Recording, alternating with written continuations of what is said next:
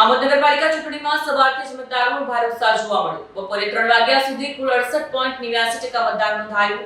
મતદાન મથકો પર વહેલી સવારથી જ લાંબી કતારો લાગી હતી। વોર્ડ નંબર 1 માં આમ આદમી પાર્ટી, ભાજપ અને કોંગ્રેસ વચ્ચે કાંટાની ટક્કર। ચૂંટણી દરમિયાન કાયદો અને વ્યવસ્થા જાળવવા ચુસ્ત પોલીસ બંદોબસ્ત ગોઠવાયો। હું યાસીન દિવાન વોર્ડ નંબર 1 નો ઉમેદવાર છું, આમ આદમી પાર્ટીનો। આમોદ નગરપાલિકામાં અમે આમ આદમી પાર્ટીના ઉમેદવાર ટોટલ 5 ઉમેદવારી નોંધાવી હતી। વોર્ડ નંબર 5માં, વોર્ડ નંબર 6માં અને વોર્ડ નંબર 1માં। અમને પૂરો વિશ્વાસ છે કે અમારી આમ આદમી પાર્ટીની 5 સીટો આવે એવી આશા છે।